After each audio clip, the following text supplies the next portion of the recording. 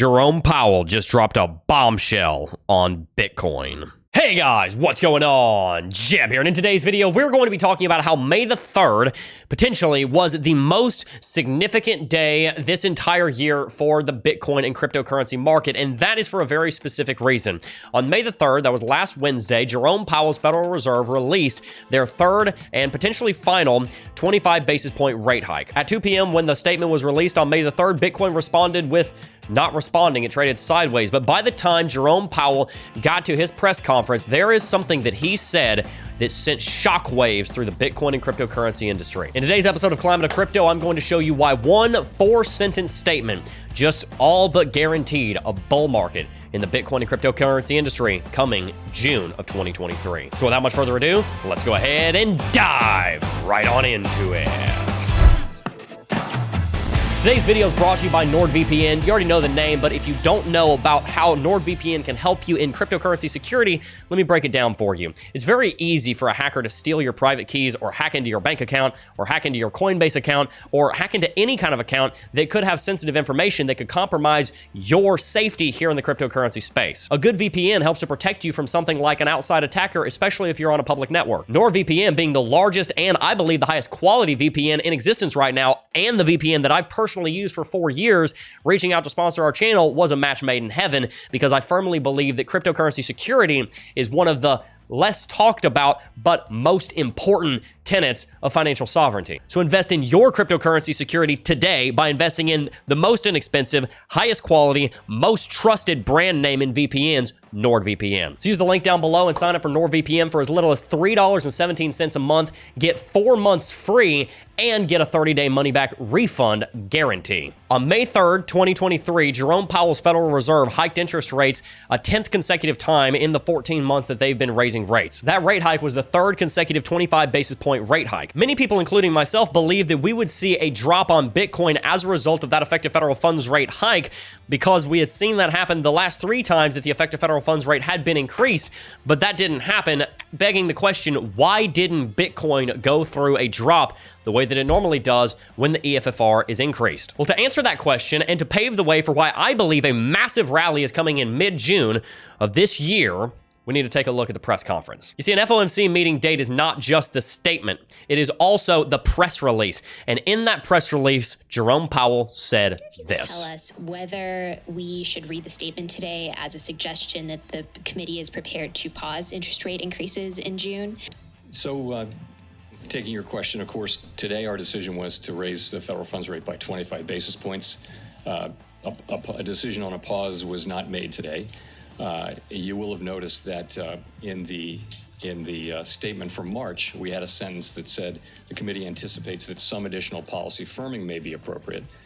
That sentence is not in the statement anymore. We took that out, and instead we're saying that in determining the extent to which additional policy firming may be appropriate to return inflation to 2% over time, the committee will take into account certain factors. So that's a meaningful change, that we're no longer saying that we anticipate. And so we'll be driven by incoming data, meeting by meeting, and we'll approach that question at the June meeting. In as simple terms as I can possibly put it, Jerome Powell, one of the most powerful men on planet Earth, the man that has more sway over the United States dollar than perhaps anybody but the President of the United States, basically just told us with evidence from official documentation that while last month's meeting, March 22nd, was more or less calling for another 25 basis point rate hike, the May the 3rd meeting says that there might be a rate hike, but at this point, there probably won't be in June 14th's decision unless some incoming information changes our mind. The answer to that reporter's question will have huge impacts on the Bitcoin and cryptocurrency market. In fact, looking at the price of Bitcoin just minutes after that effective federal funds rate decision was released on May the 3rd, 2023, we can see that Bitcoin had virtually no response to the decision. By 2:30, when the press conference began, many people believed that Jerome Powell would come out incredibly hawkish, so Bitcoin started a nosedive. That conversation between the reporter and Jerome Powell took place 8 minutes after 2:30, which meant that it took place at 2:38 to 2:39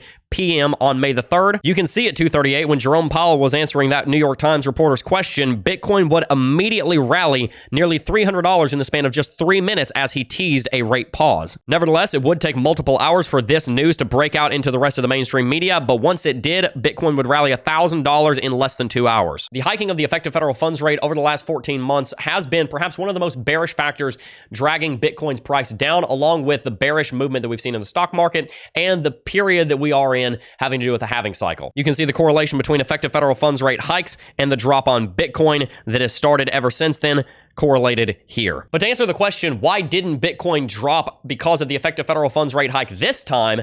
I have a very simple answer for you. It's because Jerome Powell, half an hour later, teased that that might have been the last rate hike that we're going to see for some time. You see, the Fed has been going through this S-curve of hiking interest rates for quite some time, where they gradually moved into 0.75% rate hikes, and now they've dropped back down to 0.25% rate hikes, anticipating a plateau at some point. Analysts have debated for over a year whether that plateau would happen at 5, 6, or 7%, but many people settled around the 5% range. That includes the CME Group's Fed Watch tool, which now gives an 80% likelihood that we will have a plateau and a 20% likelihood that the Fed will actually drop rates next month. CME Group is not even giving a likelihood to a rate hike coming next month anymore. This is potentially one of the most bullish things that's happened to Bitcoin to date. Let me show you what impact this will have over the next week, and more importantly, the massive impact that I think this will have in mid-June. You see, exactly 1 week from May the 3rd, May the 10th, we are going to see a CPI data release coming out from the Bureau of Labor Statistics. Currently, the inflation of the United States dollar year over year sits at 5%, but on May the 10th, 2023 at 8:30 a.m., we are going to have another update. I believe that that change will be a change to the negative, meaning that inflation has started to come down.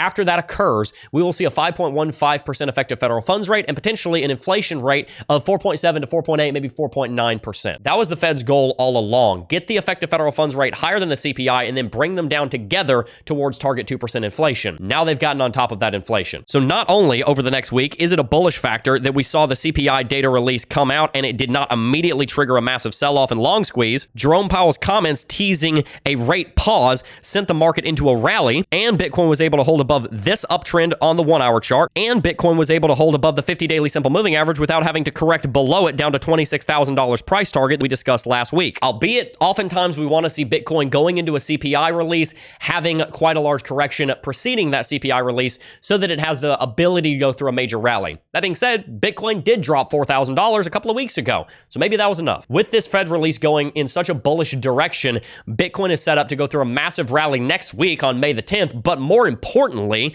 come June 13th and 14th, something huge might happen to Bitcoin. You see, June 13th will be a release date for CPI data, which I believe will be another drop. We're also going to be seeing the next FOMC meeting in about 39 days from when you see this video, which as you can see is June 14th. Plotting those dates on our chart, you can see that a likely drop on CPI is going to be coming out the day before. A likely pause on the rate hikes will come into play for the United States effective federal funds rate. So not only will the next week likely be very bullish because we're likely going to see a CPI drop on May the 10th, we're also set up to potentially, more than likely, see a pause on the effective federal funds rate when the next FOMC meeting's decision comes out on June 14th. The day after, CPI will probably be dropping again. The next 45 days, so long as Bitcoin is able to continue its momentum, and so long as it hasn't gotten too overextended from its rally from $17,000 to $30,000, the next 45 days look like the most bullish 45-day setup that we have seen in a very long time. Remember, the rate hikes are one of the biggest reasons that Bitcoin has been in a bear market, that along with the halving cycles and the stock market. But the rate hikes are one of the reasons the stock market is correcting, so it's actually still a causal relationship. Here's my prediction.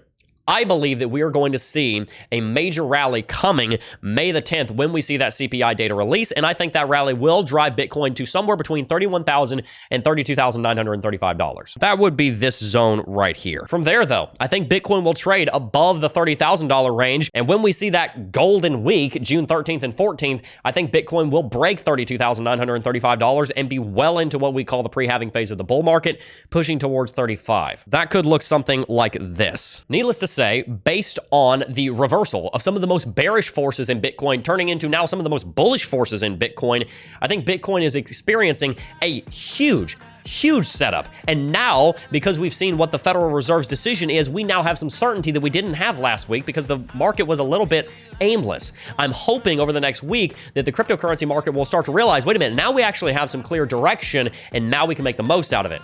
How can you make the most out of it? Quite simply, I think there's two trades that you can make here. I'll be very brief, but first and foremost, if Bitcoin breaks above $30,000 with confidence, I think there's a very strong argument to be made that there's a long you could make after CPI data comes out. If that CPI data is a drop, going into a long somewhere around $30,100 and then taking profit probably 2 or 3 times in a laddering out strategy could be profitable, i.e. entering around $30,100, maybe exiting at $30,900, exiting some of your trade also at $31,400, and then exiting some more of your trade and the last of your trade up towards $32,000. This is not a video on trading strategy, but that's just one way that you could go about that. As far as entries on this movement that we're likely to see in June, we can talk about that more when we get to that point in time.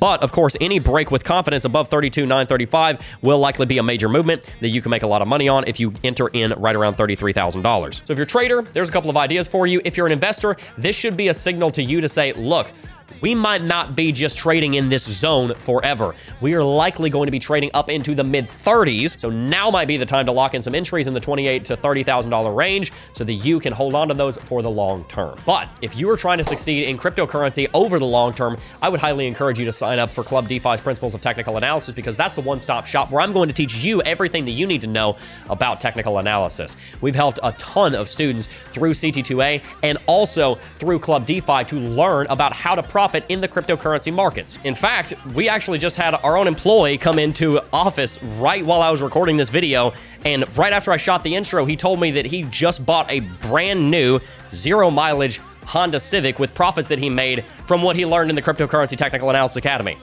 How's that for a testimony? By the way, I got his permission before we put that in the video. I firmly believe that the best investment that you will ever make, financially speaking, is one in your education. So I highly encourage you to sign up for Club DeFi's Principles of Technical Analysis, learn technical analysis, and get started today. Also, of course, big thank you to NordVPN for being willing to sponsor our video today. Shout out to them. Make sure to check out the links down below to find out how you can be more secure while browsing the internet. Before I go, I do just first want to thank each and every single last one of you for watching, as always, and I will see you guys in the next video.